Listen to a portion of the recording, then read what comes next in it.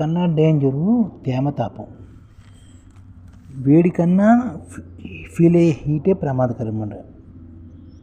Dry heat అంటారు కదా, దాన్ని చాలా ప్రమాదకరం అన్నమాట. ఉష్ణోగ్రత కన్నా తేమే చాలా ప్రమాదకరం అండి. అధిక ఎండ ప్లస్ గాలిలో అధిక తేమ, ఇది రెండు కలిపితే డేంజర్ అన్నమాట.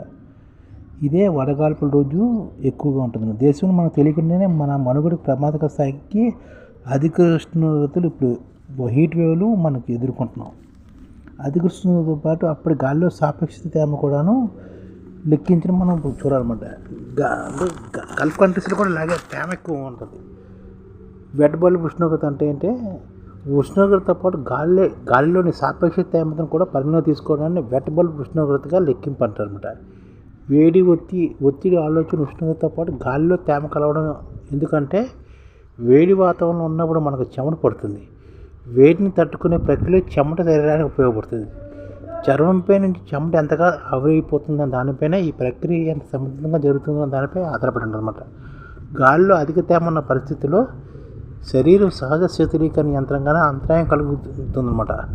చెమట ఆవిరి కానప్పుడు శరీర ఉష్ణోగ్రత పెరుగుతుంది.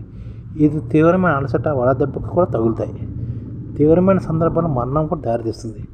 వేడి తేమ వల్ల కలిగే ఈ మిశ్రమ ఒత్తిడిని వెట్ బల్బ్ ఉష్ణోగ్రత ద్వారా అంచనా వేస్తారన్నమాట.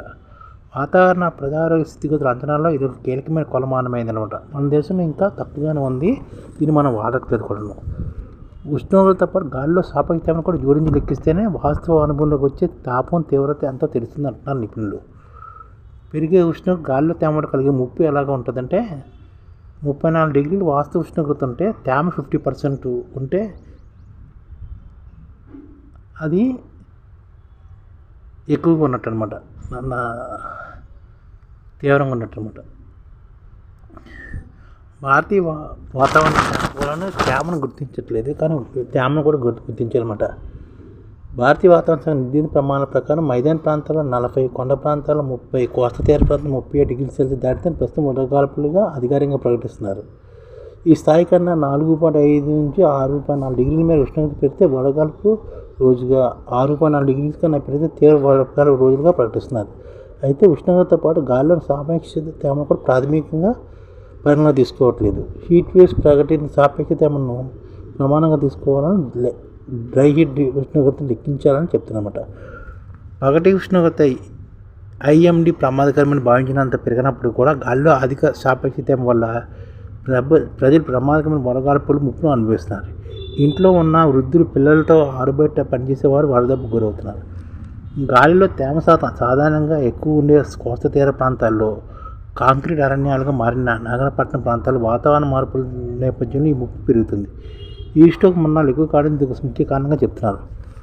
వడగాలుల ప్రభావం ప్రజలపై ఉన్న అధికారికంగా ప్రకటించినందున ప్రభుత్వ యంత్రాంగం ప్రజల సంస్థితంతే ఆలోచిస్తున్నాం. అందుకని గాలిలోని తేమను కూడా మనం లెక్కించి చెప్పాలన్నమాట. ఎంత ఉంది గాలిలోని ఈరోజు ఉష్ణోగ్రత ఎంత ఉందండి. గాలిలో 50 నుంచి 80% తేమ కూడా ఉంటుంది.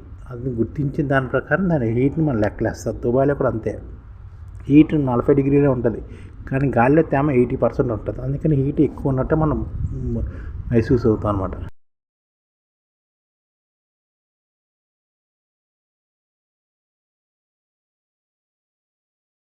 ఈ ఛానల్ ముఖ్య ఉద్దేశం ఏంటంటే మన తెలుగు రాష్ట్రాల్లో 1 కోటి మందికి సంఘటిత రంగాల్లో ఏ విధంగా ఉద్యోగాలు ఇవ్వవచ్చు, కనీస నెల జీతం 30,000 వరకు ఏ విధంగా ఇవ్వవచ్చు, ఏ విధంగా చేస్తే ఉద్యోగాలు సృష్టించబడతాయో వివరిస్తూ ఈ ఛానల్ వీడియోలు వస్తాయి.